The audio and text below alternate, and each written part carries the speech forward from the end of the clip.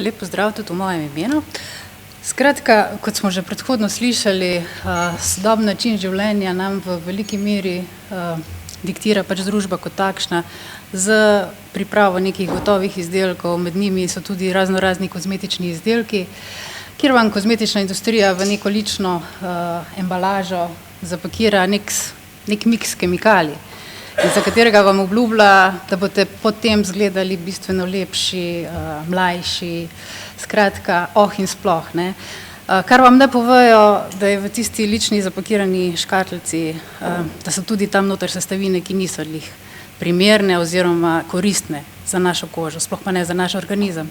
Kajti vse, kar prehaja preko kože v telo, se pravi, gre preko krvnega sistema okrog po telesu, se potem nabira v določenih organih, in tukaj potem pridemo pač do problemov. Skratka, v kozmetiki, naravni kozmetiki, ki jo lahko izdelamo sami, lahko uporabimo vse konopljine produkte, o katerih smo danes dopoldne že slišali. Od hladno stiskanega olja, eteričnega olja konoplje in pa hidrolata, v bistvu sta ta dva produkta nastaneta pri parni destilaciji rastline, se pravi zgornjega dela rastline, vršičkov in pa listov, predvsem v času cvetenja, takrat je eteričnega olja največ. To eterično olje in pa hidrolat, kot sem rekla, nastaneta pri parni destilaciji, tamle je slika, na sami vodni površini plava plast olja in to je eterično olje, ki se ga potem s pridom uporablja v aromaterapiji, v kozmetiki, tudi v prehrani, ampak o tem malo kasneje. Prav tako lahko uporabljamo čaj in pa otrobe v sami kozmetiki. Potem, kar se tiče naprej, da bi vam predstavila te posamezne sestavine, kako jih pač uporabljamo. Zdaj mogoče o teh samih lastnostih je že prej gospod zelo veliko povedal, glede same sestave. Zelo pomembno, kar se tiče nege kože, so te večkrat nenasičene maščobe, esencialne maščobe, se pravi omega 3 in pa omega 6. Zelo velik pomen ima gamma-linolenska kislina, ki je znana pri svojem protivnetnem delovanju, in pa seveda tudi vitamin E, ki je znan kot antioksidant, se pravi v bistvu upočasnjuje procese staranja, se pravi tudi na sam nastanek gubic ima pozitiven efekt. To je bilo že tudi v dopoldanskem času povedano, se pravi, zakaj konopljino olje? Zato, ker ima to idealno razmerje med omega 3 in omega 6 maščobnimi kislinami 1:3, ki je v bistvu nekako idealno tako za naše telo, če ga uživamo notranje, kot tudi zunanje, se pravi, če ga nanašamo tudi na kožo.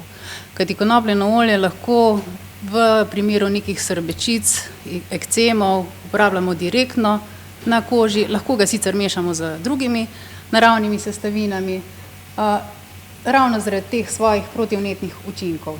No, to eterično olje, ki sem ga prej omenjala, ima tak zelo značilen vonj, pri čemer je tudi treba vedeti, da se različne sorte konoplje, ki jih pač poznamo, dajo tudi malenkost različne vonje tega eteričnega olja.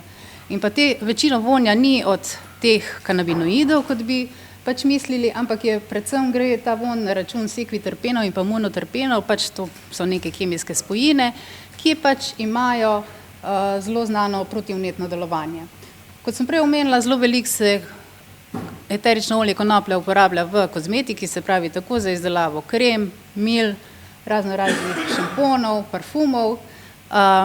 Kot zanimivost, ko kupite žele bombone, tudi tam noter najdete eterično olje konoplje.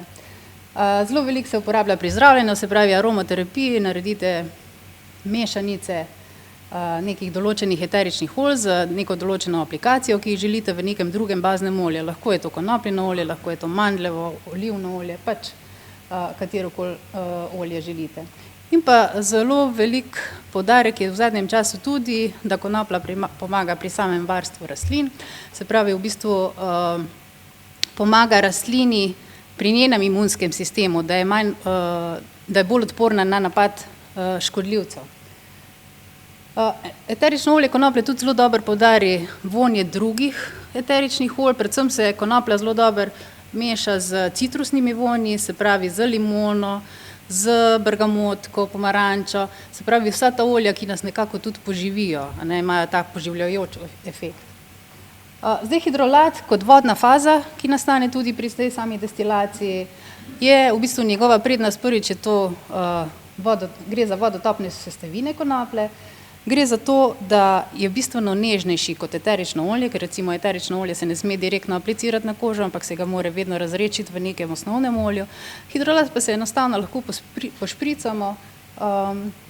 V primeru, kot sem že prej omenila, če pride do nekih ekcemov, alergij, pač nekih draženj na koži.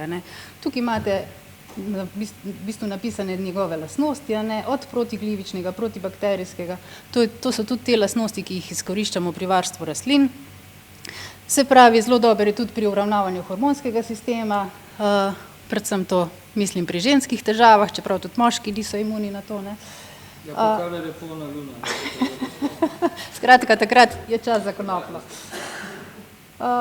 Dobro. Ja, tudi konopljen čaj, boste vprašali, ja, kje pa, ne? Recimo konopljen čaj, vemo, spet gre to za posušene vršičke in pa liste konoplje, ki v bistvu vsebujejo tudi te koristne kanabinoide.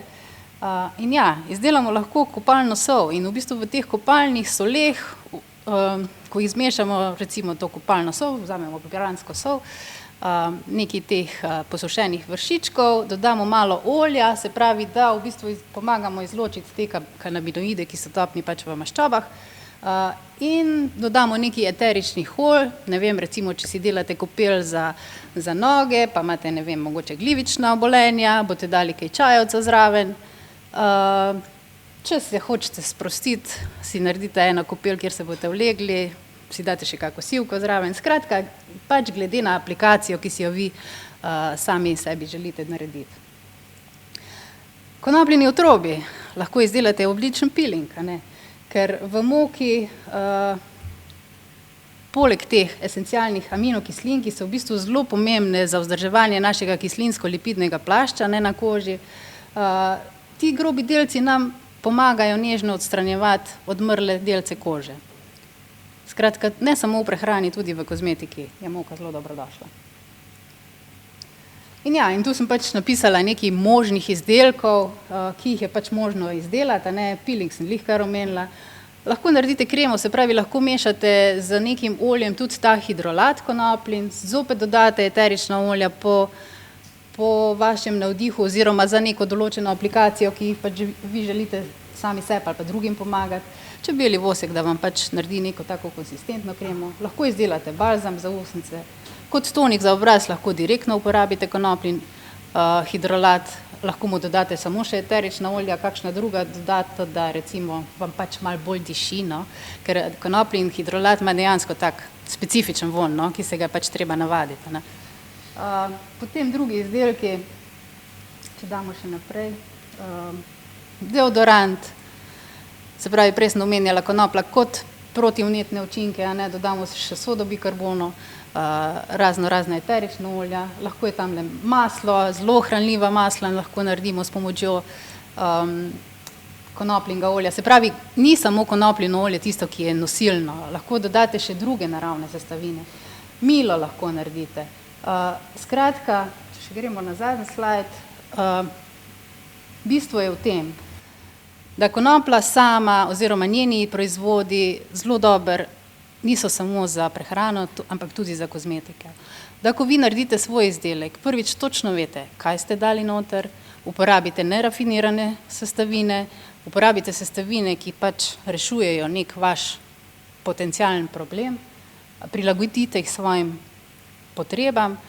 Na koncu koncev, če vi naredite to nekaj več teh izdelkov, boste imeli tudi ugodnejšo ceno, imeli boste vedno darila za svoje prijatelje, sorodnike, ljudje bojo cenili tisto vašo osebno noto, ki ste jo dali v to, ne da ste izgubljali čas po trgovinah pa iskali